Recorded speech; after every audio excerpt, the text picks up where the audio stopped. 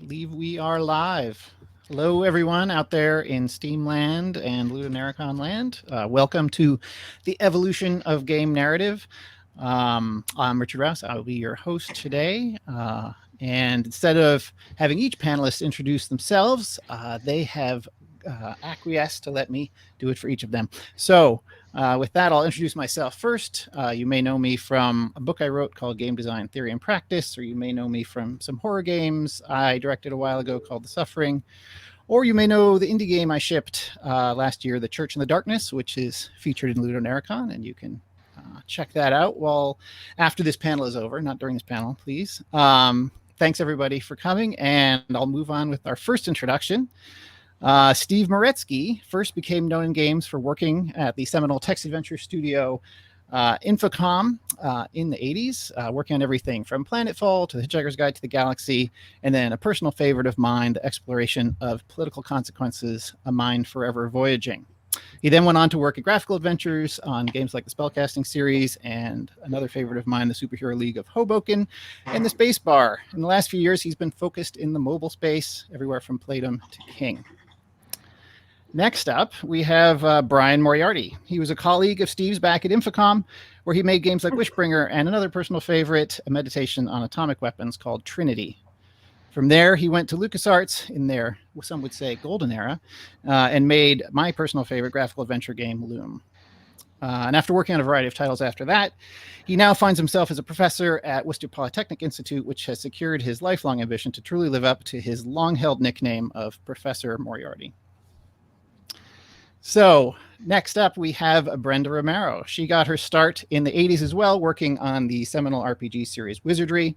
From there, she worked on a range of games, including the Jagged Alliance franchise. And around 10 years ago, her work took an interesting turn to some more serious topics when she created her The Medium is the Message series of tabletop art games, the most famous of which is The Stunning Train.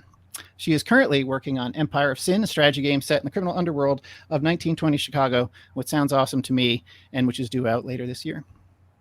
I should say that when I was working on my game, The Church in the Darkness, I wanted to get some writers on board who had inspired me when I was starting out in the industry, and I was fortunate enough to get Steve, Brian, and Brenda all to contribute to my game, for which I shall remain forever in their debt.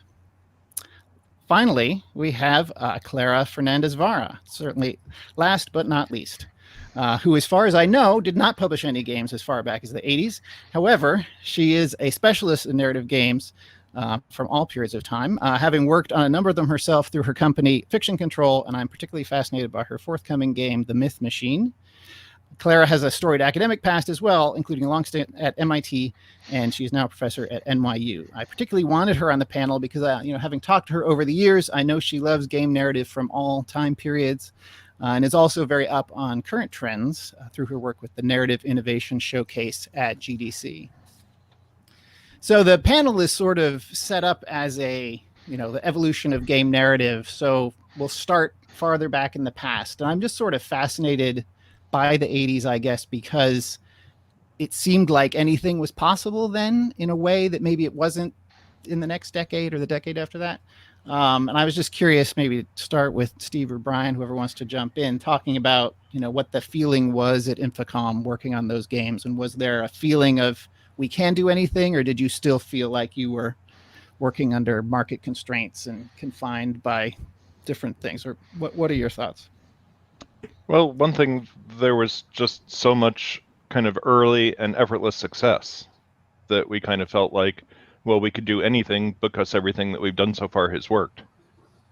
But also, there was so little at stake. It was so easy to do a game. It was so inexpensive to do a game.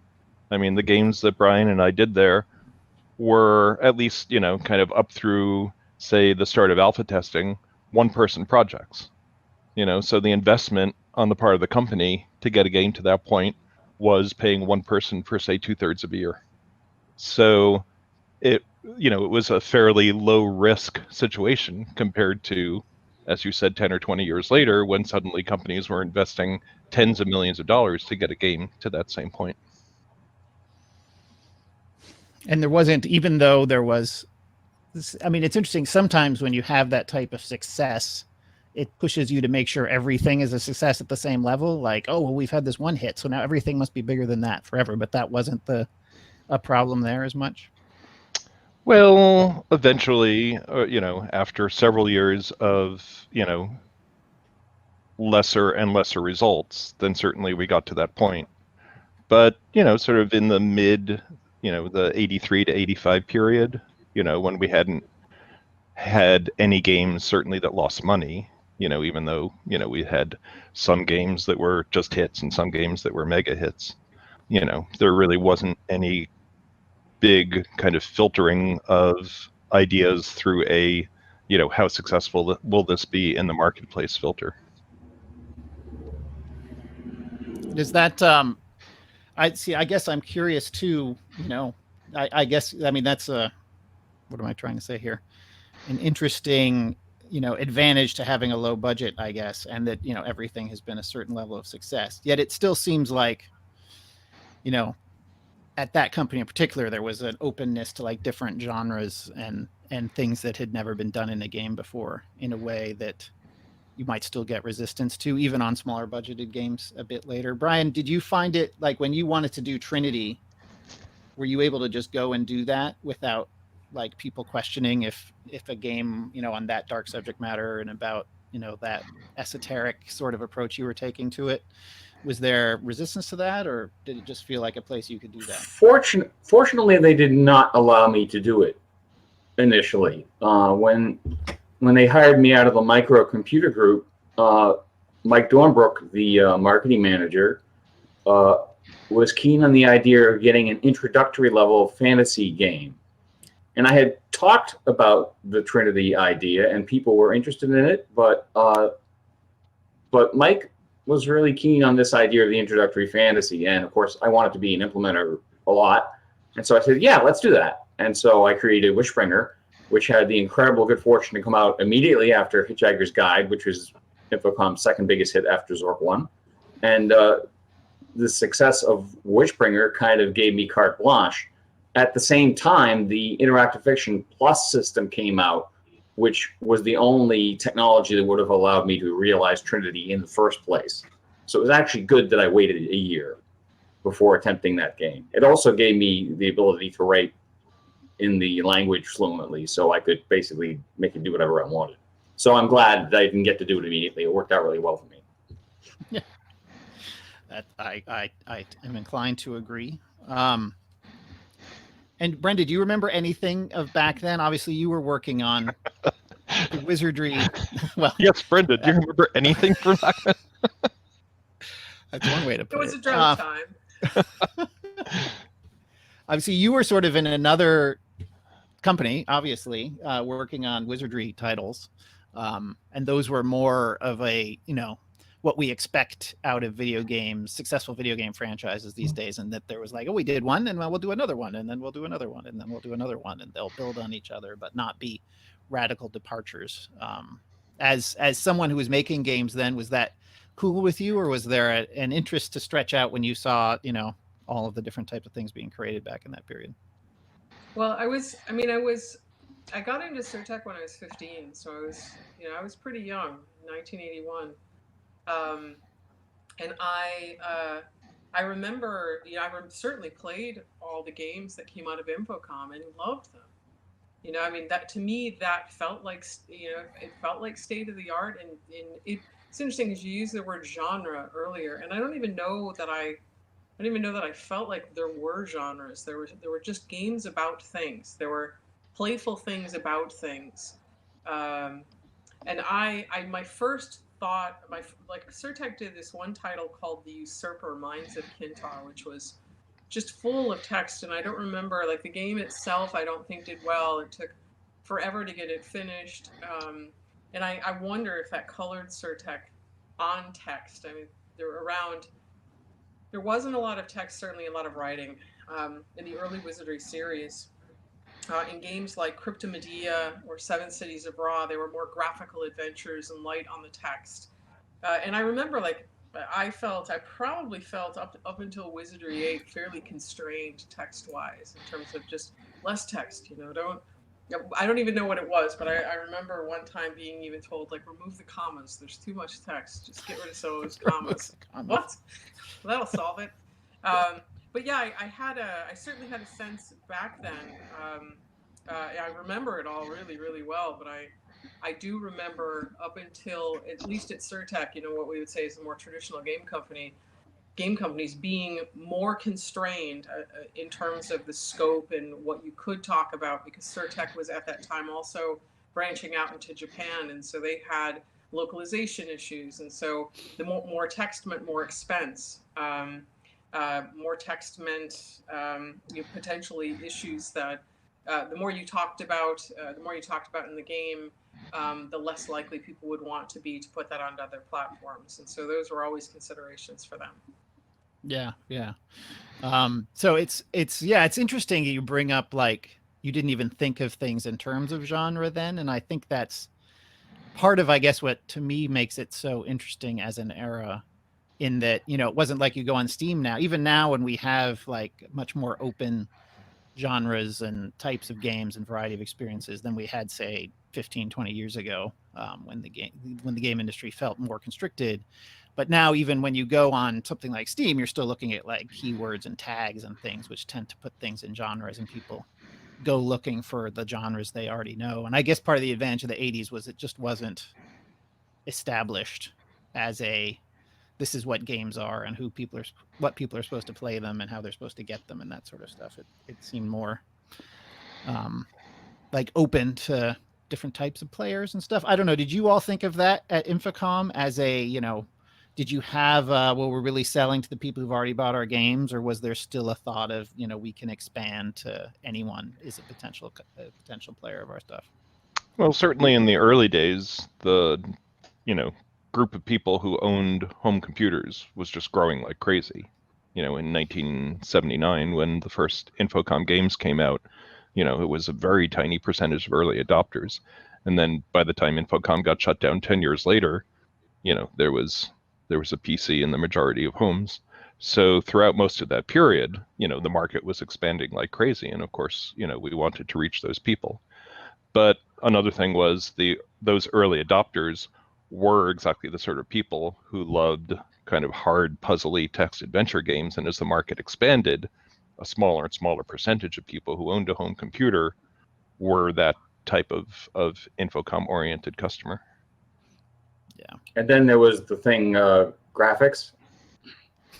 I've heard of those. Yeah. So when that became a thing, that kind of distracted people from the superiority of prose.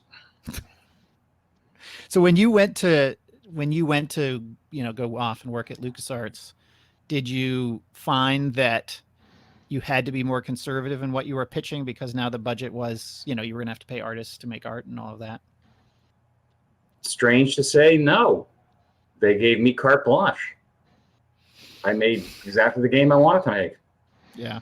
I don't know what what lucky star I came under that allowed me to do that. Here, work at Skywalker Ranch and spend George's money any way you want. Like, it's kind of I still can't quite believe it happened. But no, they did not dictate at all to me what kind of game to make or what interface to use. Or they gave me pretty much total freedom. The mandate there literally was, don't lose money and don't embarrass George. Right. And did you find, though, that, you're coming into, because I assume when you got there, Monkey Island was already, had that already come out? It came out after Loom. It was the next game after Loom. But Maniac Mansion had come out. They were made with the same exact version of the Scum engine. Right.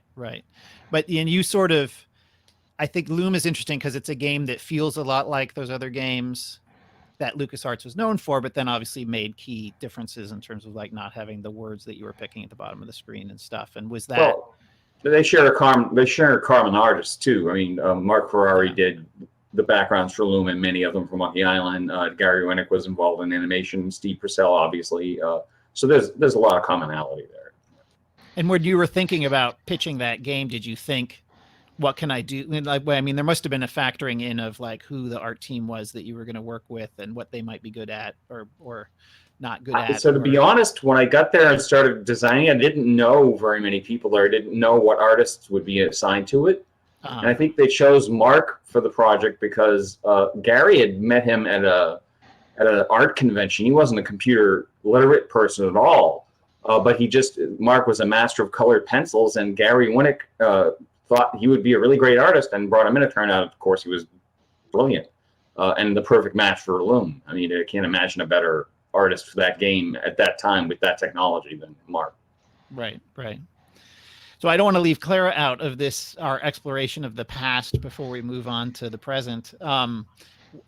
You've heard what they've been talking about, how they were thinking of games in that space. When you look back on it as more of a scholar, if it's fair to say that, do you find that period different, different in the way that I'm suggesting it's different, in that sort of openness, or do you see it a little differently? Well, I think that, the 80s, we were kind of figuring out what kinds of games we could make. And I think that there was an exploration of themes, and a bit of the perspective that I want to bring here is also the European side. I'm Spanish at that time, I was playing games in Spain. Infocom didn't release their games. The games were not translated. We did have text adventure games. They were really crappy, by the way. Like, a lot of them were like in magazines, for example. But for example, the graphical text adventures were more popular.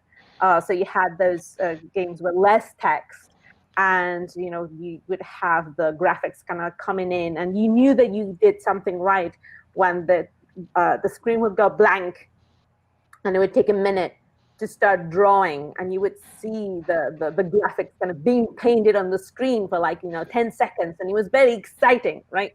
And I find that part of what we're missing now is that sense of wonder of the technologies, like the loading of when you did it right. But yeah, I think that there's a prevalence of genre fiction, things like we have fantasy, science fiction, westerns, cyberpunk. Those you could find back then. I think that there were maybe less, realism is not the word, but it's kind of serious topics. I think that, even something like, Trinity of a Man for the Voyaging is still using, some, science fiction tropes there. But I think that is true, that we had more experimentation. We had really interesting worlds.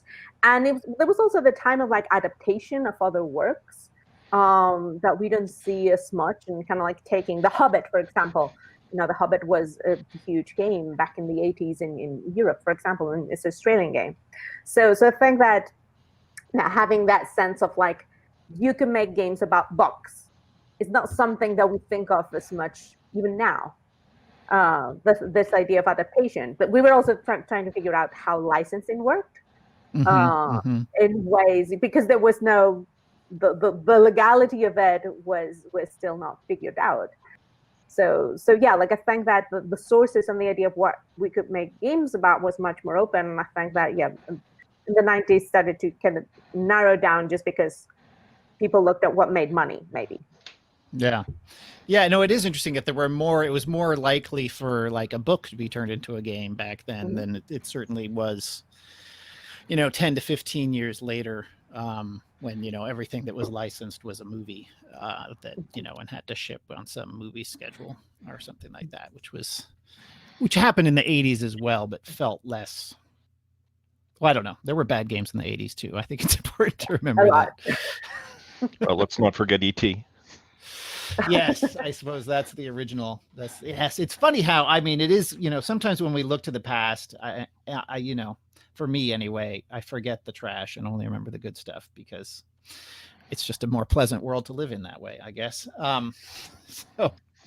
So interesting to me, moving out of that era of the way back, we sort of went into the late 90s, early 2000s, when it just felt like the possibility space of what games could be released shrunk tremendously from that earlier period, in terms of, you just couldn't get things because the budgets had gone up, as Steve was saying.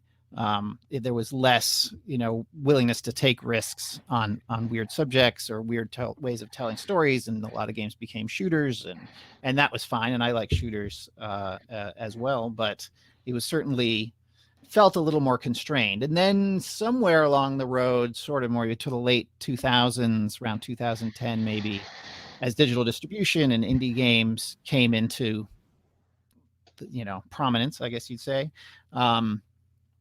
It feels like things opened up again a bit. At least that's my perception of it.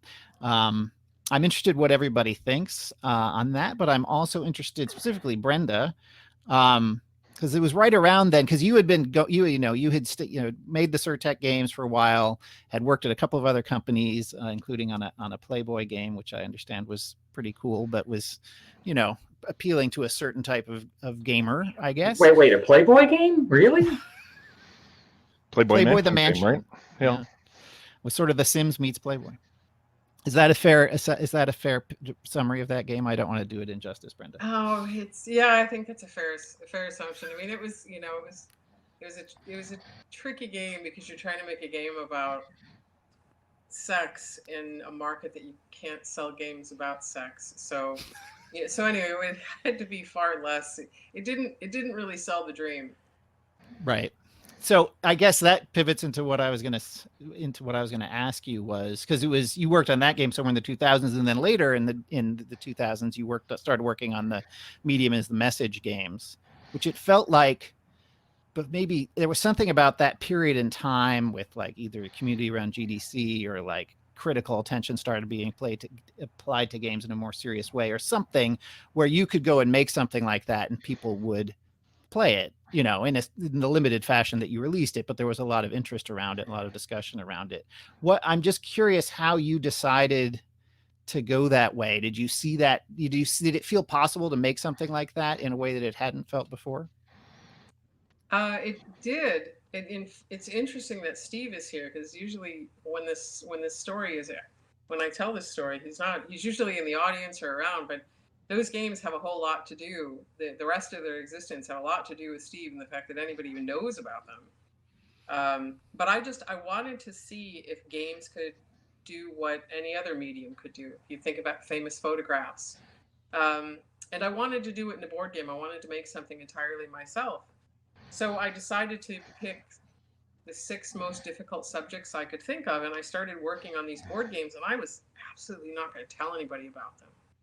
This is the whole plan. I'm sure there's writers who write things and aren't intending to send them out into the world. Like we're not forced to do this. But I was Steve, I've told this story many times. You were there. It's Project Horseshoe. I remember the moment. Do you? To tell the story.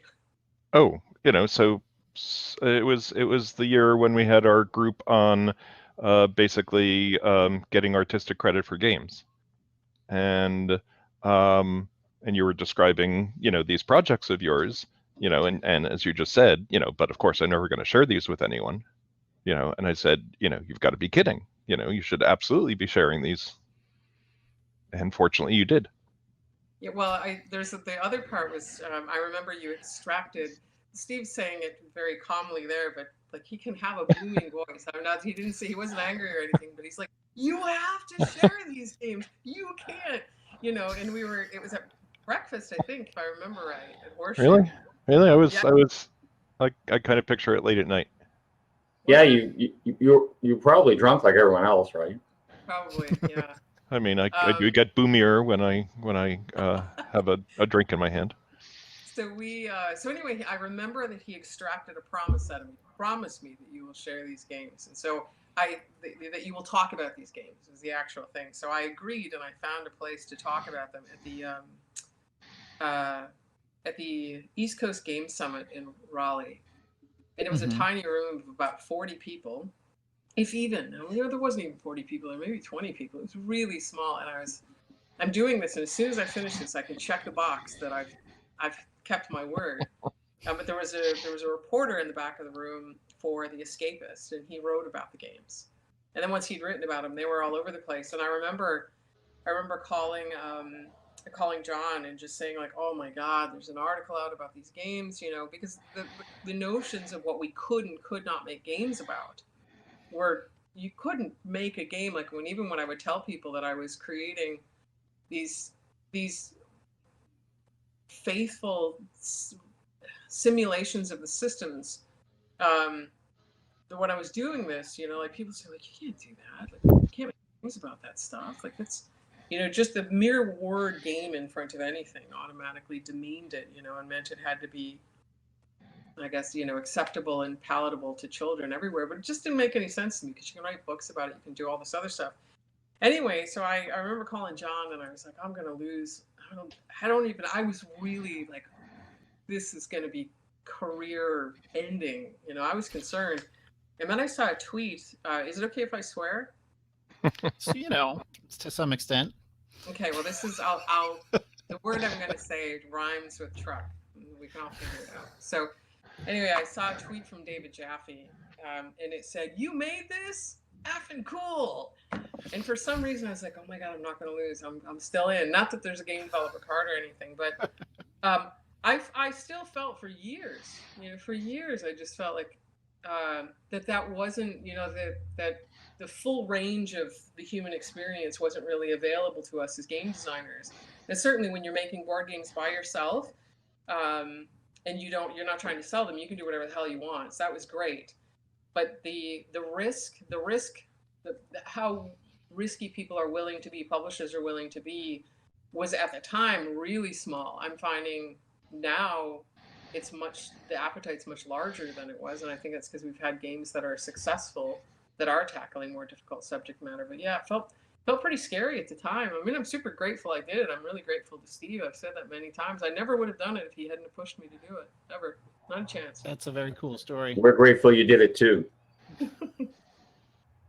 And it's interesting. I mean, it does sort of, that is around that time happens to be when, you know, a game like Braid came out that I know Brian has had a relationship with John on those games and had one of his talks included in one of Jonathan Blow's games. But around that time that, you know, these sort of games that felt impossible before started coming out then and continued to come out for the next 10 years. It feels like as does it, yet it feels different too somehow, like this modern era of where games have evolved to now and what's, you know, what can be done.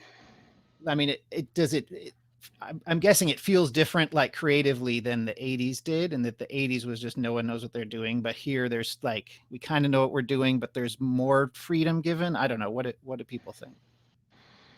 Well, back in the 80s, there were so few of us who were doing it, you know, and now, you know, there's a million people creating games, you know, and back in the 80s, there was one way to get a game to a player, you know, which was to put it in a box and put that box in a store and sell it for $40. And then with the, you know, the indie explosion, you know, there were so many different ways, you know, the internet and Steam and Facebook and the App Store and so many, you know, different new business models and so many new ways to raise money like Kickstarter. And so, you know, again, there was that, you know, case like it was in the early 80s of there's not a lot at stake because you can create a game with a person or a small group of people. And there are ways then, you know, I mean, obviously you could do that in 1998 as well, but then there was nothing you could do with it. There was no way to, you know, to get it out to a mass audience. But all of a sudden there was a way to create a game with a small team and get it out to a mass audience. But the sad thing is that that's now kind of disappearing again because all of those platforms have just gotten so, you know, so completely saturated with games that, you know, it's kind of impossible. It's not impossible. It's still possible, way, way harder to find your audience and to be heard. Yeah. Yeah. Brian, you were going to say something there when Steve was starting? Yeah, I have an elitist theory. So pardon me for being elitist, but it seems to me that up through the 80s and 90s and even into the early 2000s, the people in our society, the artists who wanted to reach a mass market, would choose either to be novelists or film directors. And that sometime in the past 10 or 15 years, a line was crossed where now those people will consider applying their talent to games. Perhaps because they grew up with them and don't have the stigma against them that the older folks have. I don't know, but that's the sense I have, is that now we're seeing people wanting to make games who in another generation would never have chosen them, but would have written a novel or made a movie. Or if they were good looking and talented, started a band. I think Jordan Mechner is an example of that. Jordan Mechner was on the fence between movies, and he has made movies, but he was on the fence, and he's written about it. There's this whole diary that he kept when he was making Prince of Persia about, whether he's going to make games or he's going to make film. I was at one of Chris Crawford's gatherings, and several people were there, people like Ron Gilbert and other people, and I went around asking, if you could choose between making games or movies, which would you do? And every one of them said they would rather be making movies. That would have been in the mid-90s. And I would guess you'd get more of a disparity, or not a variety of opinions on that now. And that some people would, be more. And that's my point, is now you would get a lot more people being happy to make games. Yeah. Well, I think it also. Can add something. Go ahead, Clara. So I also think that we should not discount how technology was less accessible in the 80s and 90s. Even when you had a computer, not everybody knew how to program. Whereas now we have not only the tools, but also tutorials and knowledge that is more accessible, and in a way that makes it part of the reason why it's harder to find your audience is that there is a lot more people. But it also means that there's more women making games, so that Brenda was a pioneer, but there's more women in games, there's more people of color, and the part of it is like, how do you get those voices also heard? Because there's still a minority, but I think that it's also important to see that like one of the reasons why we're seeing games being made about gay daddies, for example, is because we have that possibility. We have the accessibility of the tools to people that otherwise, like you had to be, for example, at MIT in order to have access to certain computers, or like, have access to a particular company or that was in your town, right? In ways that now, it's a mix of the internet, but also like an interest, as Brian was saying, growing up with games and thinking about it as an expressive outlet, as a way to tell stories and share your experience with others, that we didn't have in the 80s much. Yeah. No, I think that's a great point. And I still struggle with the present. I guess I have this idealized version of the past that has to do with forgetting the bad games, as I said before. But it does feel like there's still, like, in the present, we do still have people who are coming into it have this sense of genre and the games they grew up on, and they want to make a nostalgic game for the games they made up for that is also a touching love story or story about a tragedy or whatever it is. So it still feels like it's not quite the wide open it was back then, but maybe that's just how art forms evolve, I guess. It does. There is an element of it that feels really wide open to me. Like, just I think narrative is at a more exciting place than it's ever been, because I'm finding, so when I'm like in the case of the game I'm working on now, there are stories in the game, right? So you pick this particular boss. That boss is going to have his or her own unique set of missions, and so there's the traditional narrative in the game. But then I need to think about the player narrative, which would have been Wizardry-esque, right? Like, what things can the player do, and how's the game responding to them, so that when they want to tell their friend, they have this sense of this player journey that they're going on and doing these things. Then I have the streamer story. So what things am I putting into the game specifically so streamers can interact with it, and it makes the game cool to put on YouTube or cool to stream? So probably the low-hanging fruit on that is letting a streamer change the name of a character in the game so that they can then use that to interact with their audience. And so that's yet another form of storytelling. And then also making sure that the game is not something that can be let's played, right? So that, somebody just plays the whole thing and, well, now it's done. Right. That's a really challenging soup to be in as a storyteller. I mean, when I say it's challenging, that also makes it very exciting. And so this feels a little Wild West to me.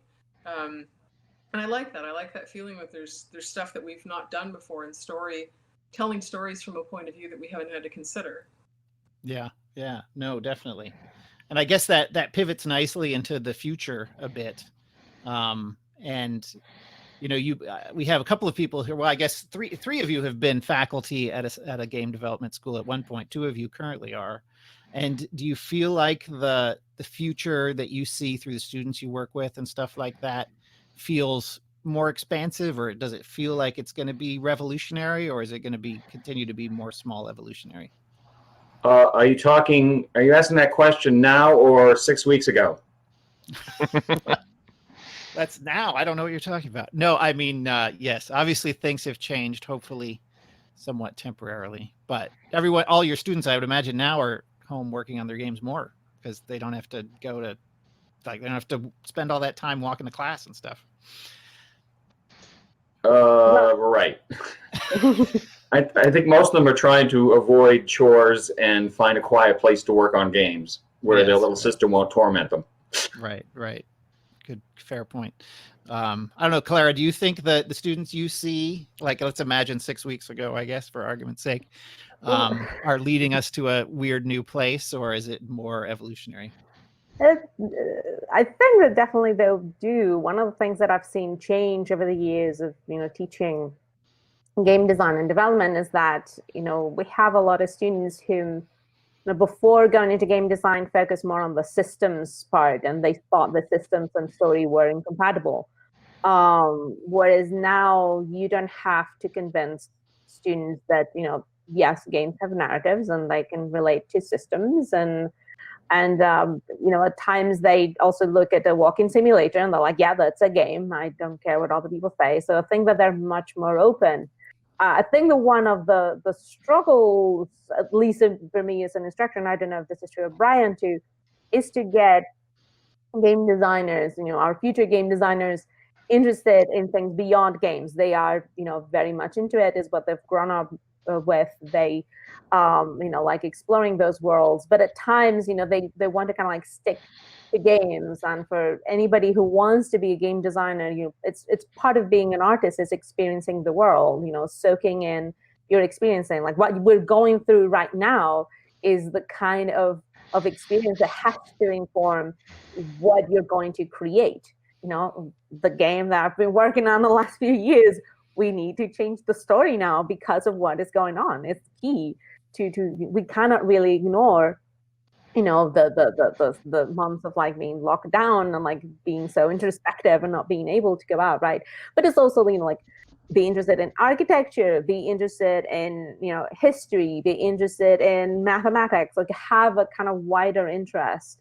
And I think that the other kind of push that I want to make is that at times what narrative part of the disrespect to what storytelling as an art is. I mean, here in this panel, we all of you are not only you can program games and also write, and that's a rarity. And that's something that people don't realize, that in making games is not only like playing a lot of games, but having a lot of different skills, from storytelling to systems design to understanding, spatial design, graphic design, music, like all that. So I think that it's going to be great. I love what I see coming from my students. And I think that they have less prejudice, maybe my school, but I also see that at times they kind of can get lost into like their own practice and not looking at the wider world. Yeah, definitely. I guess the how does it feel to you, Steve, working in the mobile space, which is less known for the stuff you've been doing for the last decade plus is less known for its narrative, but obviously is still telling stories. Does that feel like storytelling has become more important again in the mobile game, sort of the commercial mobile game world, or is it still remaining more afterthought-ish? Well, I'd say in sort of the big budget side of the mobile game world, you know, it's still relatively afterthoughtish in the same way that it is, say, in the console world, where, you know, you have console games with some really great narrative and, you know, some really great writers working in it, etc. But it's not really the dog, it's the tail, you know. But, you know, certainly within you know, the more indie efforts, you know, they are obviously, you know, the mobile platform is a relatively easier place to do those sorts of efforts. You know, the open web probably even better. But yeah, it's certainly not the kind of golden era that it was 10 years ago when the App Store was new and there was so much less competition. And I kind of look forward to the future and think, well, every time there's been one of these Cambrian explosions of experimentation, not just in narrative, but, you know, in every aspect of game design, it's been on something new, whether that's a new platform, you know, new distribution model, and I don't really see any on the horizon. I don't know if anyone else. Yeah. There is. Have Yeah. you seen the Core Games platform recently announced? No. It's intriguing. It's a multiplayer game engine built on Unreal 4 that you can build content on, kind of like Second Life, except with Unreal quality. It's take a look at Core. I have no affiliation with them, by the way. I just saw it yesterday, but coregames.com, it got me very excited. Yeah, I guess that's the thing about those, you know, huge platforms that cause those shifts, is you don't always see them coming, and the people who do see them coming are the lucky ones. I guess we're running a little low on time. There were a couple of questions in the chat I spotted, and I would just throw this out to anybody who wants to take it. But you know, in a world where it's hard for games to be discovered, is there a thing anyone here recommends in terms of like, well, you've got this cool game, but it's hard to stand out with it? Obviously, you can, you know, try to show it at a conference like LudoNarraCon, but are there other things, you know, beyond tweeting about it a lot or whatever, that you're going to do that will help it find that audience? So Andy Dillard, the author of Pilgrim at Tinker Creek, has a book out about writing and creativity, and I'll try and paraphrase her. She says, there's some weird little interest you have that nobody else has. Some odd historical thing, some obsession you have. That's the thing you should be working on. And don't think about the audience. Make it because you want to make it. And there are other people out there who are interested in that too, and they'll find you. That's how I made all of my games. Yeah, that's some good advice, boy. That's close to what I would say too. And certainly seems to be you manifested that in a way with your the moment you ask what other people like, you cease to be an artist and you become a marketing person. And that may be a good way to make money, but it would not have made, say, Loom or A Mind Forever Voyaging, or certainly not Train. It's a fair point. So I'm told we have 1 minute left. So is there anything anybody wants to, is any final thought thing you want to mention that you have coming up? We've already mentioned you've got, you know, various people's projects. Any final thoughts from anybody? Feel free to plug your things, is what I was trying to say there. Well, I can happily plug Empire of Sin, coming out on a shocking amount of platforms soon. It'll be on PC, Mac, Xbox, PS4, and Switch. And Steam, most importantly, because here we are on Steam. Help. Yeah. And that's coming out end of the year-ish. You haven't said exactly, right? Fall 2020. Yeah, fall 2020. Cool. Anybody else have a thing they want to say as we usher our way onto the next panel? Well, I want to thank everybody for coming out here, and thanks for the questions. I'm sorry we didn't get to all of them, including there was one, Steve, about the mobile genre of choose your own adventure style romance games, which I think is a sort of a semi. It's not the big games, but it is a thing on mobile that's successful in a fashion. Well, quite more than in a fashion. I mean, yeah, both Episode and Choices had probably been in the top 25 for a couple of years. Yeah. So there's something encouraging there in the commercial mobile space. My son played Episode constantly. It was amazing. Yeah. So there's always hope, no matter how constrained things may seem, I guess. So thanks everybody for coming. Enjoy the other games at LudoNarraCon. Check out the other things streaming on this page. Check out Church in the Darkness that 4 of the people here worked on in some fashion, though mostly it's my fault. And enjoy narrative games all weekend long. Thanks everybody. Right. Goodbye. Bye.